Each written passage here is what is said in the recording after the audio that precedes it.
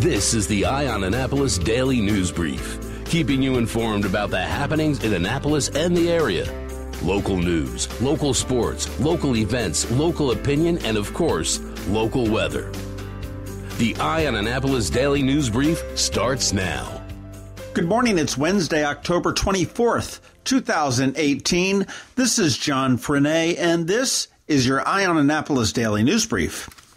Live Casino and Hotel up by Arundel Mills gave $19 million to community organizations yesterday. This is required by law that they donate 4.5% of total revenues into community programs. And some of the highlights of this year's grant: the County Fire Department, $5.6 million. The Police Department, $3.5 million. Public Works, $2.9 million. Anne Arundel Community College, $1.7 million. BWI Partnership, $1 million. Anne Arundel County Library, $1 million. Go Library. Anne Arundel County Recreation and Parks, $900,000. Arc of the Chesapeake, $600,000. $500,000 for Fort Meade Alliance. Community grants are $350,000, and they can be for smaller homeowners associations and repairs and whatnot that are in the immediate area of the casino complex. Anne Arundel Workforce Development Company, United Way of Central Maryland, Baltimore Washington Medical Center, Partners in Care, the Boys and Girls Clubs of Annapolis and Anne Arundel County. All good stuff coming back from the casinos. And this is all to areas that are impacted by the casinos.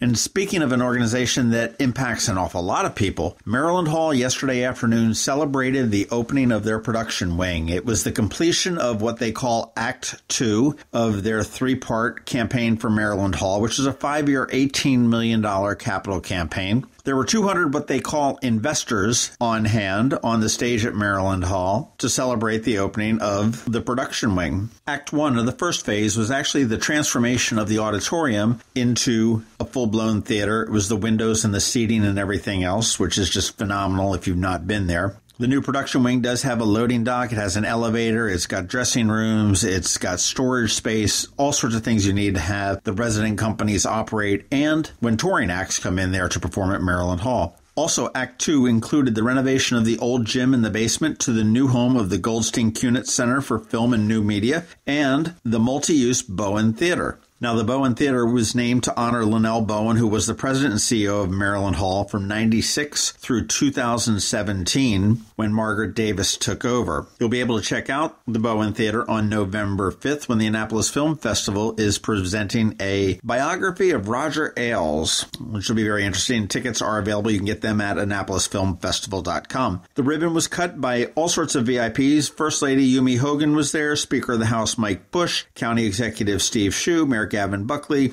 School Superintendent George Aladdin, because Maryland Hall technically is owned by the Anne Arundel County School System. They were all in attendance to the event, as well as Alan Friedman, who was the chairman of the board. They all cut the ribbon and celebrated a little bit after. With the conclusion of Act 2, as you would expect, Act 3 is coming right up.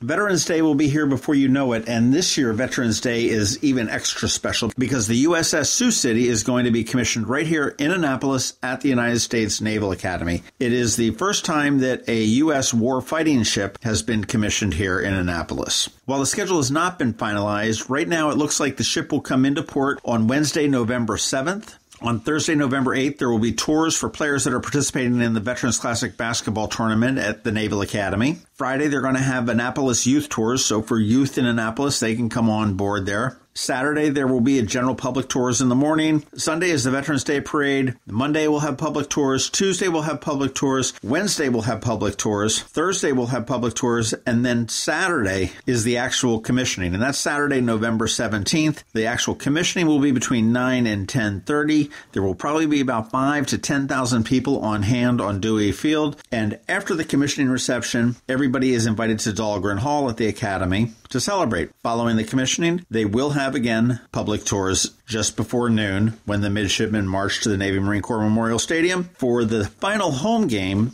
and senior day for Navy football, where they take on Tulsa. Citing a negative stereotyping of Arab culture, a Maryland elementary school in Catonsville has canceled its production of Disney's Aladdin. Danette Zagari Mask, who's an attorney with the Council on American Islamic Relations, said that her son decided to drop out of the play, which was to be held at Westtown Elementary School, when she learned that Arabs are described as barbaric in it. She approached the school, and the principal sent a letter to the drama club parents saying that the school wanted to cultivate students who have a strong self-image, appreciation, and respect for other cultures. They will replace the February 19 production with an alternative theatrical production with a focus on fables. In response to that, Zagari Mass said that she is relieved that the school is considerate of diversity. That is about it for the top news today. Please make sure you're checking out eyeonannapolis.net throughout the day, because we do update it throughout the day and we never know what's coming down the pike. Please give us a recommendation to your friends and colleagues. Share this podcast. We come to you every morning at 7 a.m. And coming up in a little bit, we have George Young with your local DMV weather forecast. Imagine your child saying, "Guess what I learned in school today?" At St. Andrews, it happens every day. We asked teachers why. Our innovative educational approach spans indoors and out with challenging academics that inspire and engage. In our small classes, we are able to find the learner in every child, from preschool to 8th grade. See for yourself as St. Andrews hosts an open house at its Edgewater campus, Friday, November 9th from 9 to 11 a.m. or call 410-266-0952 today. Going out? You need the most up-to-date local weather. Here's George Young from DMV Weather in Annapolis with today's forecast. Hey everyone, this is George with DMV Weather, and this is your Eye on Annapolis forecast for Wednesday, October 24th.